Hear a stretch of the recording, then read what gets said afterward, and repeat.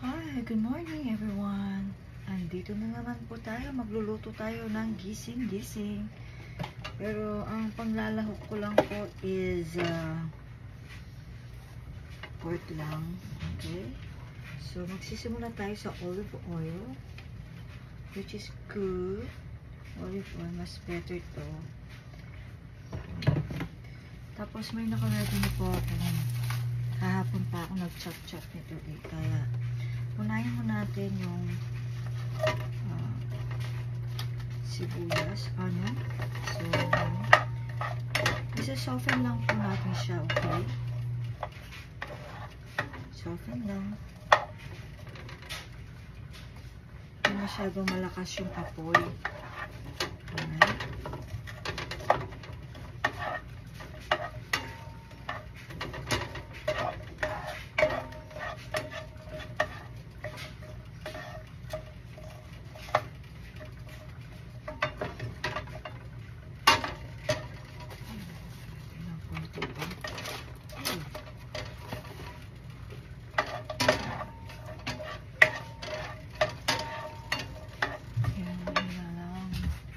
As usually, para lumabas yung aroma ng onion, maglalagay po ako ng granules lang. Granules ng onion. So, masalt po ito muna. Huwag muna tayo maglalagay ng salt, okay? Para pag at the end of the matatapos na yung lulutuin natin, hindi po siya maalat. Ganyan po ako magluto. Yung salt is the last part po siya. Maglalagay din ako ng konting black pepper muna. Black pepper. Para lang lumabas yung yung flavor.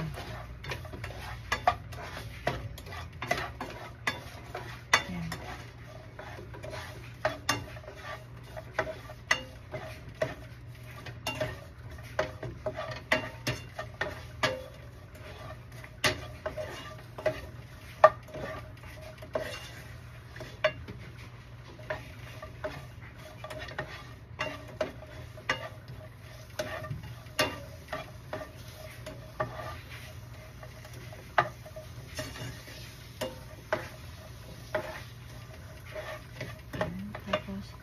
Maglalagay din po ako ng garlic,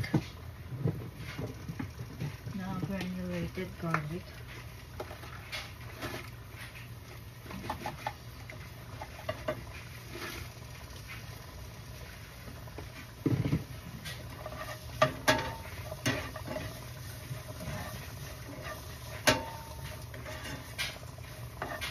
Bisa-bisa lang po yan. Tapos after nyan, parang lumalambot na po yung ating onion. Huwag na lang natin hayaan masunog kasi pumapait po yung niluluto po natin pag nasusunog po yan. So,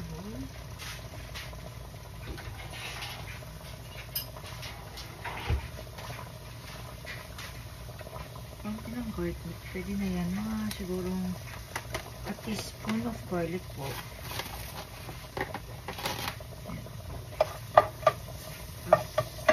Maglalagay pa po ako ng konting oil.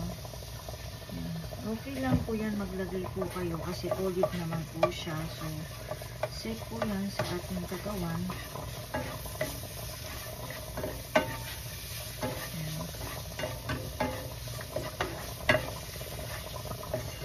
So, once na nalito yan, yung yung onion, yung garlic, wag din nabubulo na ako. Ano ba yan? Wag din ipasunog, ha? Kasi pag nasunog yan, mamamait. Parang pinapalabas lang natin yung aroma nila. So, pag mamaya, masarap siya. So, anyway, hinahan ko lang yung apoy. So, kumukulo na yung aking kanin din. So, hinahan ko lang din yan. Kulang siya na.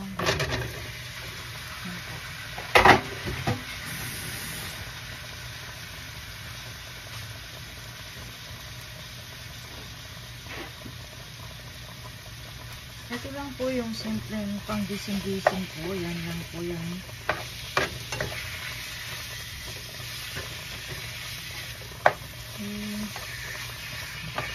Lulutuin lang natin ng konti para mag-brown lang ng konti o patanggal yung pagka-pinkish niya.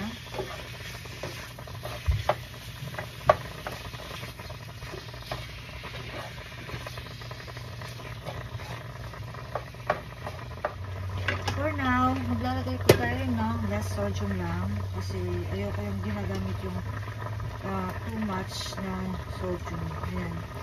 Less sauce lang po siya.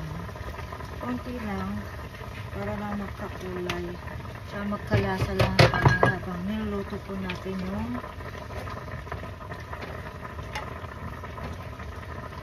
yan lang.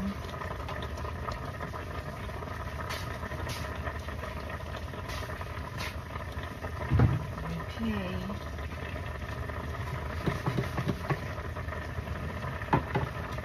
So, gagamit po ako ng coconut milk dito. So, hindi po ako kung gagamit man ako ng konting tubig, konting-konti lang po. Okay? Konting-konti lang. Naglalagay din po ako ng sweet soy sauce. Parang pampadart lang. Sweet soy sauce na konti.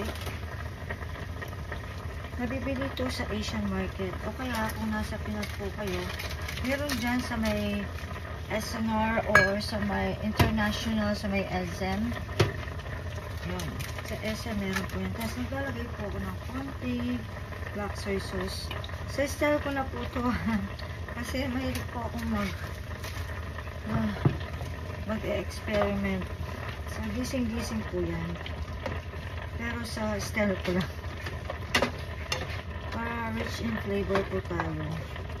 Hindi tayo nag-i-stick lagi sa ano man minsan nakagisna. Pero may mga recipe po kung yun talaga sinusunod ko. Like yung relleno talaga. Yun yung ano hindi ko binabago kasi dun familiar yung mga nabibentahan ko, lalo na sa Pinas.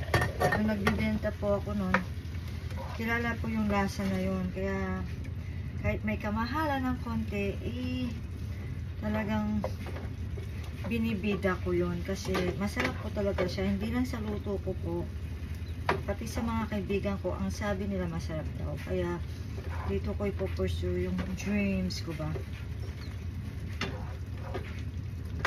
Siyempre, mahirap. Pero, kung kaya lang iba, kaya din natin, di ba? Pasensya na po, kakagising ko lang. Wala pa akong ano. Habang naglilinis ako, naglo-laundry ako, at patapos na po ako sa laundry ko. Yan po. Hayaan na lang natin. Tapos na yung laundry ko, tapos nag-aayos na dito sa kitchen. Halos almost na done. So, after kung naglinis, kasi magmamarinate pa ako ng chicken, gagawa po ako ng antipasto salad, in Italian way. Yun ang favorite ko. And then, gagawa po ako ng fried chicken, so in different parts. Soy garlic chicken, bulgogi in chicken. So usually yung bulgogi is beef, di ba po ba? Or pork, or usually beef talaga. Pero since na medyo strict ang diet ko na ngayon, gusto kong kumain ng chicken muna, chicken. So gagawa rin ako ng meatballs, spaghetti meatballs. So medyo malimit pa yung mga ano ko. Kasi gusto ko wala na po yung yellow para ma-marinate ko siya ng maayos. So, and then, may chicken leg quarters ako. Gagawa naman akong soy garlic chicken in Korean style. And then, balsamic chicken. Yan. Pero kailangan ko munang i-marinate yun para pag binik, pag niluto, ay masarap po siya. Hindi po siya dry. Siyempre, pag nagluluto po kayo, may kasamang pagmamahal po yun. So, ngayon, medyo ano na po yan, lalagay po ako ng coconut milk. Okay? Coconut milk po. Yan. Coconut milk. Oops. Tanggalin natin. Yan po. Lalagay lang natin dito. Hanggang lumapot po yan. Kasi baboy naman po yung nilagay ko. Baboy naman po yan. So madali lang maluto yan kasi bata pa yung baboy. Bata pa. Kaya hindi siya mahirap pakuluin. So ganun-ganun lang. Hindi naman hinahalo para hindi mangilaw yung lasa. Ayan. So hayaan lang natin kumulo.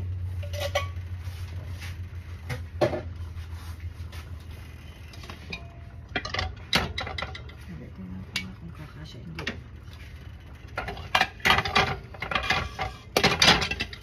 Maaga kasi ako natulog kaya aga din ako nagising.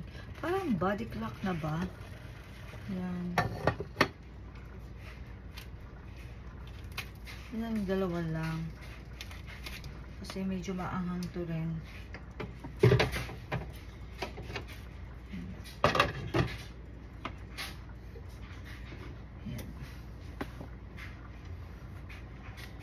So, pakaluan lang po natin to. Hayaan lang kumulo ng kumulo hanggang mamantika na po ng konti. Yung para ma-reduce lang po ng konti. Tapos ilalagay natin po yung string beans. So, saglit lang po ha. Ito. Halos kumukulo na po. Nag-reduce na po ng konting liquid po yan. So, maglalagay po tayo na string beans. Okay? So, string beans na kinap off ko po kahapon para ready anytime yan. So, ganyan lang po ang gagawin natin. Yung iba, ini-slice na lang mahaba. So, ako, ini-slice ko lang siya maliit na parang pa-cubes din. Yan, parang ganun. So, yan. Lulutuin lang po natin siya.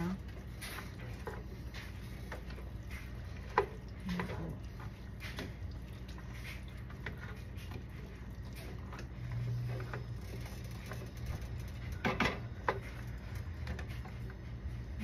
Tapos, tatakpan po natin.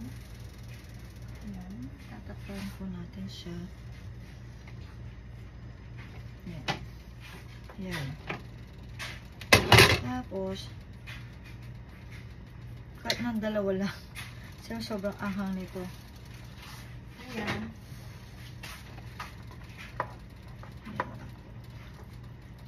Mamaya pag naluto na to, titikman po natin kung tama na po yung asin or kung ano man, pwede rin kayo maglagay ng nor cubes or beef cubes or what, granules, kayo na pong bahala. So, kung maglalagay po kayo ng konting asin lang para masanay po sila. Pero pag nasanay po yung mga kasama nyo na medyo maalat, yun yung nagiging magkakaroon tayo ng problema. Ayan, pinapaluto lang po natin yung beans na yan. Maluluto mo yan. Tapos, maglalagay po tayo ng another na pepper lang. Kasi konti lang yung nilagay natin. Yan, hindi na po ako maglalagay ng asin. Kasi nga, naglagay na ako ng black soy sauce at saka yung sweet soy sauce. So, yan lang po. Pakuluin ng pakuluin to. Tapos, titikman natin yung beans kung pwede na siya. Alright? Pag pwede ng konti, pakuluin pa rin natin ng konti, ha?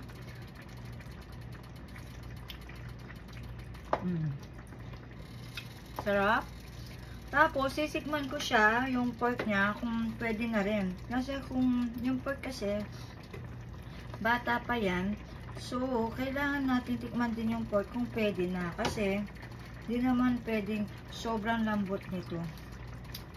So, yan ang gagawin natin. At saka pag nagtitaste po kayo ng pagkain, hindi direct dito. Kasi madaling masira yung pagkain po natin. So, kukuha lang po kayo ng isang kutsarita, tapos titikman nyo. At hindi pwedeng ibalik doon, tapos titikman nyo ulit. hindi po pwede yun. Sa amin, ako medyo maselan din ako sa pagluluto. Kaya sa pagluluto ko, wala talagang ano siya, hindi yan na madaling masira. Kasi, handle with care, with love. You know, yung passion mo sa pagluluto, tsaka kailangan bawat ginamit mong mga utensils para hindi iwas sira, kailangan mong yung tuyo, ako pinapatuyo ko talaga maigi. Tapos kung may makita pa akong tuyo, yung hindi pa tuyo, pinupunasan ko ng paper towels para mag-absorb, walang ayan, walang basa.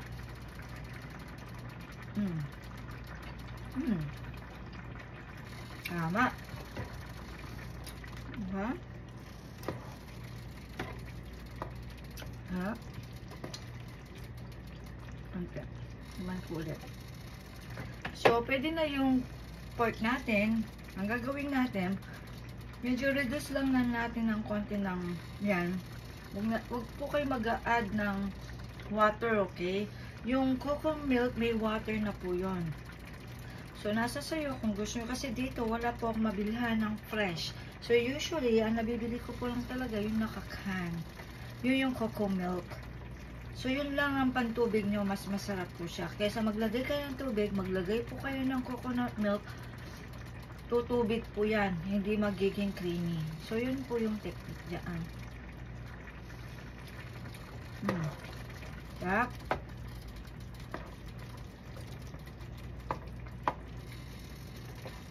Konti pang luto. Pero masarap na siya. Konti pa ng ganito. Yan, ganito. Yan. Yan lang. Tapos, gusto ko na konti pang fresh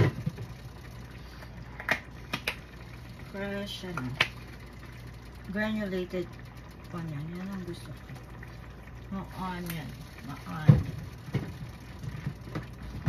Kahit pa unti-unti, you know, kailangan, hindi nagmamadali. Ako kasi, kahit mabagal ako magluto, gusto ko, pag hinain ko sa kanila, masarap po siya. Hindi yung magmamadali ka kasi, pag minadali mo yung pagkain, so, ibig sabihin, konti na lang po yung nito, kailangan ko lang i-release.